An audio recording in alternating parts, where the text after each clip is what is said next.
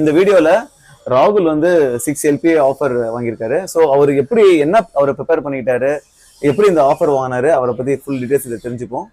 Hi ராகுல். Sir, can you introduce yourself? என் பேர் ராகுல். நான் பார்த்தீங்கன்னா பிறந்து வளர்ந்தது எல்லாமே கோயம்புத்தூரில் தான். ஓகேங்க. அங்கே தான் என்னோட டிகிரி கம்ப்ளீட் பண்ணேன். B mechanical engineering degree complete பண்ணேன் 2019. வெளியே வரும்போது 13 அரியர்ஸோட வந்தேன். 13 அரியர்ஸோட வந்தேன். அதுக்கப்புறம் ஒரு வருஷம் கழிச்சு ஒரு மெக்கானிக்கல் இண்டஸ்ட்ரியில் வேலை செஞ்சேன். ஆனால் அங்கே சரியான ஒரு க்ரோத்தும் இல்லை, சரியாக ட்ரீட்மெண்ட்டும் பண்ணல, ஒரு சரியான ரெஸ்பெக்டும் இல்லை. ஸோ அதனால் அந்த வேலையை விட்டுட்டு அதுக்கப்புறம் என் தம்பியோட பழைய கவர்மெண்ட் லேப்டாப் ஒன்று இருந்துச்சு. இப்போ அதை வச்சு என்ன பண்ணேன்னா ஜாவா கற்றுக்கிட்டேன். நீங்களா கற்றுக்கிட்டீங்க? நாங்களாம் கற்றுக்கிட்டேன். நானாக கற்றுக்கிட்டு கொஞ்சம் கொஞ்சமாக இது பண்ணி ப்ராடக்ட் டெவலப் பண்ணேன். ஒரு ஆப்ல கிரியேட் பண்ணேன். அந்த ஆப்ல எப்படி நீங்களா பண்ணீங்க? நானாக தான் கூகுள் பண்ணி நீங்களா பண்ணீங்க? கூகுள் பண்ணி நாங்கள் தான் பண்ணி இம்ப்ரூவ் பண்ணிட்டு அதை லான்ச் பண்ணலான்னு பிளான் பண்ணியிருந்தேன். அப்புறம் சம்ம சிச்சுவேஷன்னால அதை லான்ச் பண்ண முடியல.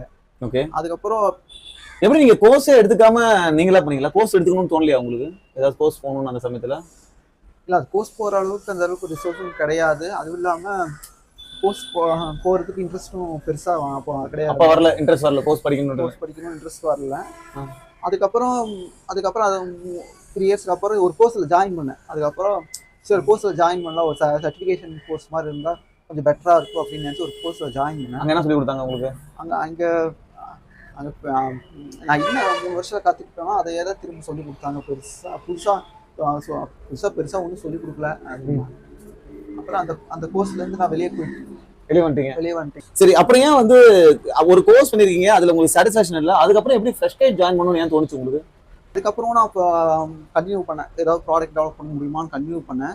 ஜாப்ஸ் அப்பப்போ கிடைக்கும். ஒரு 10 நாள் 10 டேஸ் வேலையை விட்டுருவேன். அந்த மாதிரி அப்படியே ஒரு 2 இயர்ஸ் அப்படியே போயிடுச்சு. ஏன் வேலையை விட்டுருவீங்க? சாதா வேலைக்கு போனீங்களா? இந்த மாதிரி வேலைக்கு? நான் நார்மலாக நிறைய வேலைக்கு பேக்கரி வேலைக்கு போயிருக்கேன். பேக்கரியில் ஒர்க் பண்ணியிருக்கேன். அதுக்கப்புறம் ஒரு பிரிண்டிங் சென்டர்லேயும் ஒர்க் பண்ணேன். ஒரு 4 டேஸ் ஒர்க் பண்ணேன். அதுக்கப்புறம் ஜியோவில் ஒர்க் பண்ணியிருக்கேன். ஜியோல என்ன ஒர்க் பண்ணீங்க? ஜியோல மார்க்கெட்டிங் எக்ஸிக்யூட்டிவா ஒர்க் பண்ணேன். ஓகே.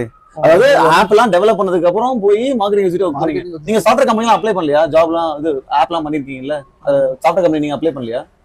அப்போ என்கிட்ட என்ன பிரச்சனைனா ப்ராப்பரான டிகிரி இல்லை. அது இல்லாமல் எப்படி அப்ரோச் பண்ணுறோம், டிகிரி இல்லைன்னு சொல்றதை விட எப்படி அப்ரோச் பண்ணுறதுன்னு ஒரு ஐடியா கிடையாது. எந்த ஒரு சப்போர்ட்டும் கிடையாது. அப்போ பார்த்தீங்கன்னா எந்த ஒரு சப்போர்ட்டும் கிடையாது. ஏன்னா எல்லாருமே அவங்க வாழ்க்கையை நோக்கி ஓடும்போது பார்த்தீங்கன்னா எனக்கு எந்த ஒரு சப்போர்ட்டும் கிடைக்கல. ஸோ அதனால எனக்கு எந்த ஒரு சப்போர்ட்டும் இல்லாதனால என்னால் க்ரோ ஆக முடியல. சரி, அதுக்கப்புறம் சப்போர்ட் கிடைக்கல. எது மாதிரி சப்போர்ட் எதிர்பார்த்தீங்க? நீங்க ஏற்கனவே இன்ஜினியரிங் முடிச்சிருக்கீங்க, மெக்கானிக்கல் முடிச்சிருக்கீங்க, அதுக்கப்புறம் நீங்க சாஃப்ட்வேர் கம்பெனிங்களே அப்ளை பண்ணி வேலை வாங்கலாம். என்ன சப்போர்ட் எதிர்பார்க்குறீங்க? நான் என்ன சப்போர்ட் எதிர்பார்த்தேன்னா, என்கிட்ட என்ன குறை இருக்கு அப்படின்னு சொல்றதுக்கு, குறை இருக்குன்னா என்ன தப்பு பண்றோம்னு சொல்றதுக்கு ஆள் கிடையாது. கைடன்ஸ்க்கு ஆள் இல்லை. ஓகே. கைடன்ஸ்க்கு ஆளே கிடையாது. அப்போ பாத்தீங்கன்னா எந்த ஒரு கைடன்ஸும் கிடையாது.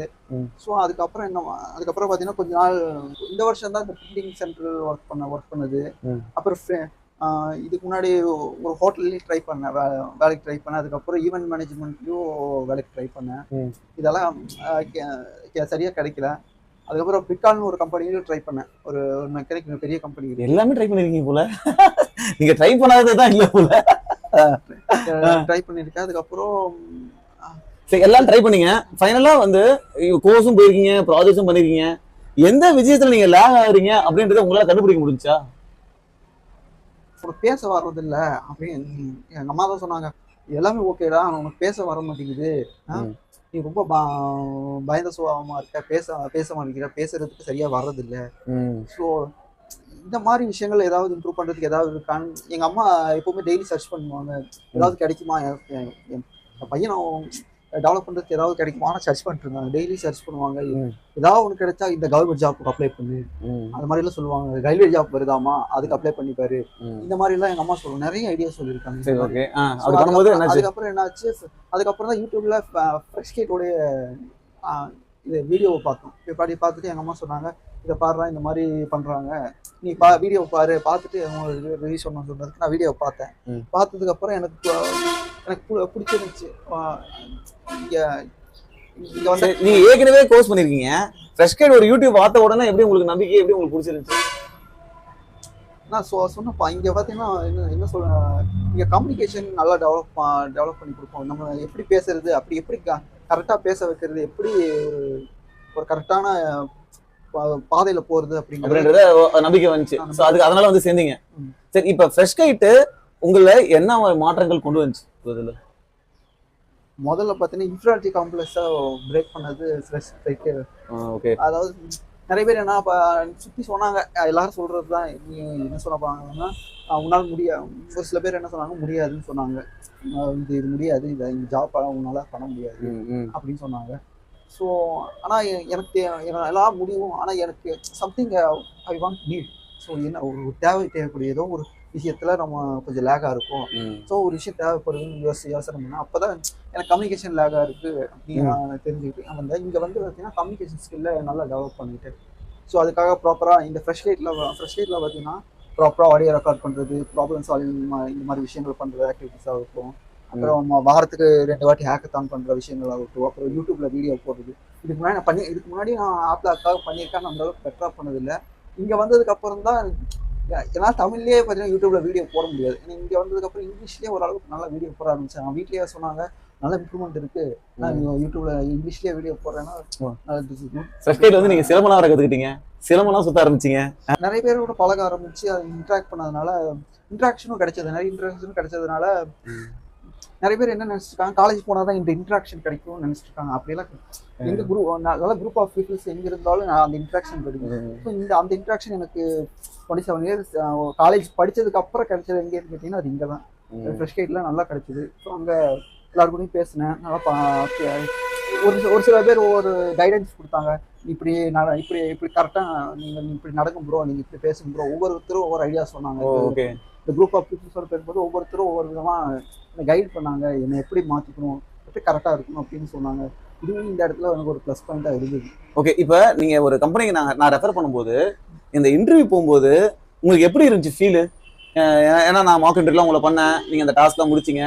இது எப்படி உங்களுக்கு கான்ஃபிடன்ஸ் இருந்துச்சா நம்ம வேலை வாங்கிட முடியும் அப்படின்ற ஒரு கான்ஃபிடன்ஸ்? ஏன்னா உங்களுக்கு கம்யூனிகேஷன் கம்மியாக இருந்துச்சு, எப்படி இருந்துச்சு ஃபீல் உங்களுக்கு? ஓப்பனா சொல்லணும்னா நாங்கள் போன உடனே என்ன சொன்னோம், சரி வேலை கிடைக்குதோ இல்லையோ நம்ம ஏதோ ஒரு பேசிட்டு வந்துடுவோம், சும்மா பேசிட்டு வருவோம் ஓகேங்களா. அவங்களுக்கு பிடிச்சிருந்தா நம்மளை எடுத்துக்கிட்டோம், அந்த மாதிரி தான் மைண்ட் செட். அவங்க பிடிச்ச நம்ம பேசுவோம், நம்ம மனசு தோன்றது நம்ம பேசுவோம். அவங்க பிடிச்சா எடுத்துக்கிட்டோம், இல்லைன்னா டோன்ட் வரி.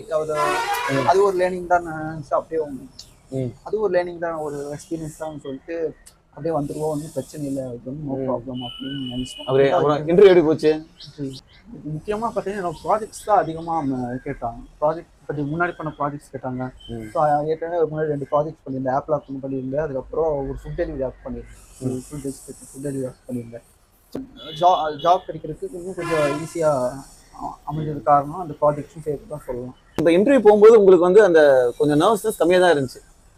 ஆமாம், இப்போ கம்மியாக தான் இருந்துச்சு. அந்த பேனிக், அதெல்லாம் ஆன்சைட்டி, அந்த மாதிரி எந்த ஃபியர்லாம் கொஞ்சம் கம்மியாயிடுச்சு. முன்னே இருந்ததோட ரொம்ப கம்மியாயிடுச்சு. அதுக்கு ஃப்ரெஷ் ஆகிட்டு கண்டிப்பாக ஹெல்ப் பண்ணி சொல்லுவேன். ஓகே, சரி. இப்போ நீங்கள் வந்து பார்த்தீங்கன்னா ஒரு காலேஜ் முடிச்சிருக்கீங்க, காலேஜ் முடிச்சு இவ்வளோ நாள் கழிச்சு இவ்வளோ கேப்புக்கு அப்புறம் 2019 6 இயர்ஸ் கேப்புக்கு அப்புறம் ஐடிக்குள்ளே போறீங்க, அதுவும் 6 LPA 50,000 இன் ஹேண்ட் இதுக்கு போறீங்க. இப்போ ஃப்ரெஷ் கைட்ல பார்த்தீங்கன்னா 12th முடிச்சவங்களையும் வந்து ட்ரெயின் பண்ணுறோம் நம்ம, சரிங்களா?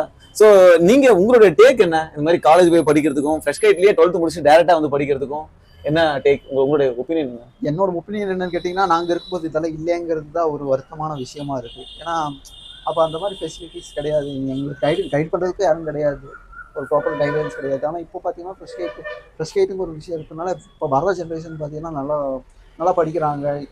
இங்கே இருக்கிற எல்லாருமே பார்த்தீங்கன்னா நான் பண்ண மாதிரியே தான் ப்ராப்பராக வீடியோ ரெக்கார்ட் பண்ணுறதா இருக்கட்டும், இந்த மாதிரி ஆக்டிவிட்டிஸ் எல்லாம் பண்ணுறதுனால பார்த்தீங்கன்னா, ஏன்னா இந்த ஆக்டிவிட்டிஸ் எல்லாம் பார்த்தீங்கன்னா எங்கேயுமே நான் பார்த்தது கிடையாது. நான் உறுதியாக ஷோராக சொல்லுவேன், எந்த ஒரு இன்ஸ்டியூட்லையும் நான் பார்த்தது கிடையாது. இந்த மாதிரி ஆக்டிவிட்டிஸ் இங்கே தான் நான் போய் என்ன ஆகுதுன்னா 12th பசங்க நானே இந்த வயசில் வேலை வாங்கும்போது அவங்களாம் பார்த்தீங்கன்னா 12th இப்போ தான் பார்த்தீங்கன்னா காலேஜ் டிகிரி கூட கம்ப்ளீட் பண்ணல. அவங்களால பார்த்தீங்கன்னா இன்னும் ஈஸியாக என்னை விட பார்த்தீங்கன்னா பல மடங்கு க்ரோ ஆக முடியும். ஸோ இந்த 12th ஸ்டூடெண்ட்க்கு இது ஒரு மிகப்பெரிய அட்வான்டேஜ், நான் கண்டிப்பாக சொல்லுவேன். ஓகே, ராகுல் பார்த்தீங்கன்னா இங்கே வரும்போது ஒரு அவங்களால சரியாக கம்யூனிகேட் பண்ண முடியாமல் அந்த மாதிரி தான் வந்தாங்க. பட் ஆனால் ஒரு பாசிட்டிவ் என்வாயரன்மெண்ட் இருந்துச்சுன்னா யார் வேணாலும் அவங்கள வந்து டிரான்ஸ்ஃபார்ம் பண்ணிக்கலாம், அவங்கள வந்து மாற்றிக்கலாம். அதுக்கு நமக்கு தேவையானது ஒரு பாசிட்டிவ் என்வாயர்மெண்ட். நமக்கு திறமை இருக்கு அப்படின்னு நம்மள உணர்ற ஒரு என்வாயர்மெண்ட் இருந்தா போதும், யார் வேணா லைஃப்ல ஜெயிக்கலாம். தேங்க்ஸ் ராகுல், thanks for your time and all the best.